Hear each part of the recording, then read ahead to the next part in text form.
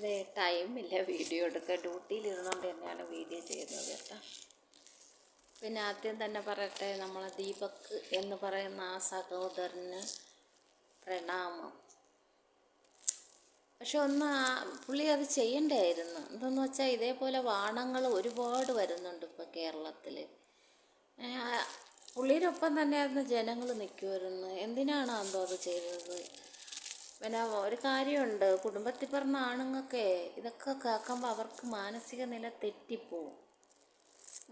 അവർ ചെയ്യാത്ത കുറ്റത്തിന് അവരെ അടിച്ചേൽപ്പിക്കുമ്പോൾ അത് ആരായിരുന്നാലും ചിലർക്കത് പിടിച്ചു നിൽക്കാനുള്ളത് കാണും, ചിലർക്കത് പറ്റില്ല. അങ്ങനെ പാവം ചെയ്തതാണ്. ഒരു അച്ഛനും അമ്മയ്ക്കും അനാഥയാക്കിയ ഒരു കുട്ടിയുണ്ടെന്ന് പറയുന്നുണ്ട്. നമുക്കൊക്കെ അറിയാം, ഒരു കുഞ്ഞിനെ വളർത്തണമെങ്കിൽ ഹസ്ബൻഡ് ഇല്ലാതെ ഒരു കുഞ്ഞിനെ വളർത്തി എടുക്കണമെങ്കിൽ ആ സ്ത്രീ എന്തുമാത്രം കഷ്ടപ്പെടണം.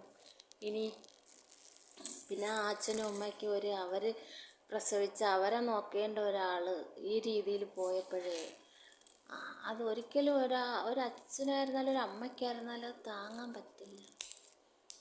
ഈ സഹോദരൻ അത് ചെയ്യേണ്ടിയിരുന്നു. ഇതേപോലെ ഭൂലോക വെടികൾ ഇനിയും വരും.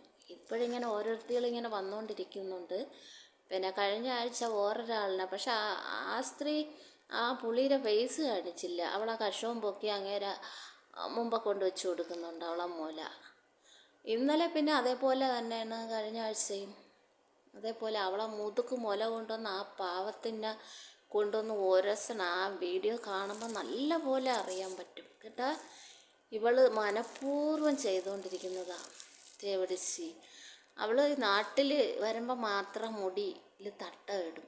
ഇവളെ വീഡിയോകൾ മൊത്തത്തിൽ ദുബായിൽ അവൾ അവരാധിക്കണ, പിന്നെ കുട്ടി ഉടുപ്പും കുട്ടി നിക്കറും ഇട്ടുകൊണ്ട് അവരാധിക്കണ വീഡിയോയും ഫോട്ടോസൊക്കെ ഫേസ്ബുക്കിൽ പോസ്റ്റ് ചെയ്യുന്നുണ്ട് ആൾക്കാർ.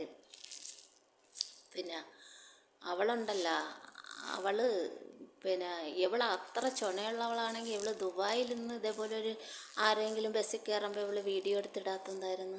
അവിടെയെങ്കിലും അതിനുള്ള നിയമമില്ല. അങ്ങനെയുള്ളവരെ തൂക്കിക്കൊല്ലുകയാണ് ചെയ്യുന്നത്.